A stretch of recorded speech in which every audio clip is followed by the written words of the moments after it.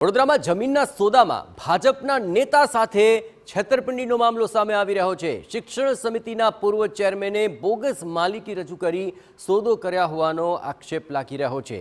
દિલીપસિંહ ગોહિલ સામે પોલીસ ફરિયાદ દાખલ થઈ છે। કોર્પોરેટર પરાક્રમસિંહ જાડેજાએ જમીનની ખરીદી પેટે 21 લાખ ચૂકવી દીધા અને દસ્તાવેજમાં સહીઓ અને ફોટાઓ અલગ પડતા કોર્પોરેટરને શંકા ઉપજી। કોર્પોરેટર પરાક્રમસિંહે સમા પોલીસ મથકની અંદર છેતરપિંડીની ફરિયાદ નોંધાવી છે।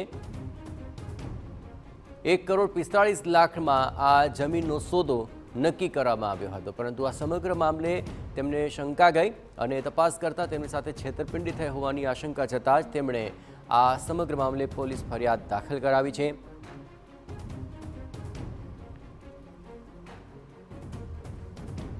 અને આ સમગ્ર મામલે પરાક્રમસિંહ જાડેજા આપણી સાથે જોડાયા છે। આ સમગ્ર આખરે મામલો શંકાના દાયરામાં આપને ક્યારે લાગ્યો? જમીનને લીધે પછી દસ્તાવેજો થઈ ગયા। દસ્તાવેજ વખતે મારા દીકરાના મારે જે પ્રસંગ હતો, પ્રસંગ પૂરો થઈ ગયા પછી બાકીના બધા કામકાજમાં લઈ અને ફ્રી થયો એટલે જમીનોના કાગળિયા લઈને બેઠો હતો કે ભાઈ આ એન્ટ્રી નહીં બધું પડી ગયું કે નહીં, એટલે એ બધું જઈ લીધું, ઓકે થઈ ગયું। મારે અમુક પેમેન્ટો ચૂકવવાના હતા એટલે મારા મેનેજરને કીધું ભાઈ આપણે એકાઉન્ટમાં કેટલા પૈસા છે, શું છે, આ બધા લગ્નના પૈસા ચૂકવવાના છે।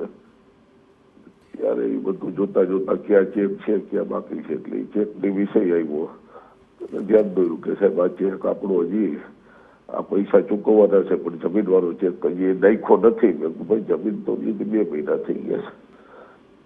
પછી તરત જ તે એને જાણ કરી બોલાવ્યો કે ભાઈ આ ચેક તમે નાખ્યો નથી તો શું થયું છે, કે ભાઈ એને પૂછી લઈશી કેમ કાકા એ નાખ્યો નથી।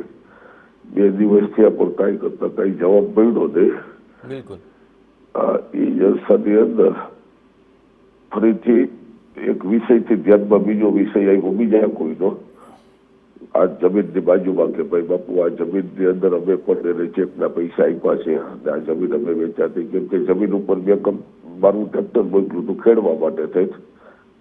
બીજી વ્યક્તિ આવી કે ભાઈ અમે ત્યાં જમીનમાં ભાઈ જમીનમાં તમે પૈસા આપ્યા, મેં તો આ દસ્તાવેજ કરી લીધો છે, તો કે હા પણ મારી પાસેથી ચેકના પૈસા લીધા છે।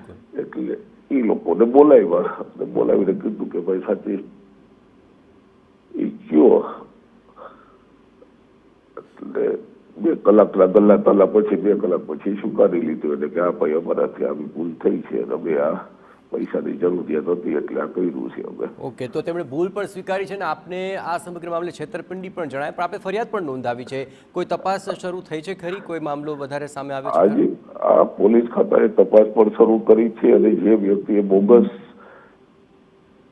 છે એ વ્યક્તિ પોતે ત્યાં પોલીસ ખાતું એને ઉપાડી આવ્યું છે, એ લોકઅપમાં છે અને એને પણ સ્વીકારી લીધું છે કે હા ભાઈ મારી સાથે આ લોકોએ મને કીધું તું એની જમીન વાવે છે જે વ્યક્તિ છે જી, એને કીધું કે મને કોઈ પૈસાની લાલચ આપી હતી, મને કીધું તું મારા કાકાની જમીન છે, હું વર્ષોથી આ જમીન કે વાવું છું એટલે ઓળખું છું, કાકા બીમાર છે તો કાકા વતી તમારે સહી કરવાની છે, એટલે કે પૈસાની લાલચમાં આવીને કે બે પર સહી ખોટી કરી છે, હું પોતે દસ્તાવેજ ઓફિસે આવ્યો હતો કે જી બિલકુલ જી આભાર આપનો ખૂબ ખૂબ આભાર ટીવી9 સાથે વાતચીત કરવા બદલ। તો ફરિયાદી ખુદ કહી રહ્યા છે આ સમગ્ર મામલે તેમને વિશ્વાસમાં લેવામાં આવ્યા અને ત્યારબાદ આ સમગ્ર મામલે છેતરપિંડી આચરવામાં આવી છે। ફરિયાદ થઈ ચૂકી છે, આ મામલે પણ હવે તપાસનો ધમધમાટ શરૂ થયો છે।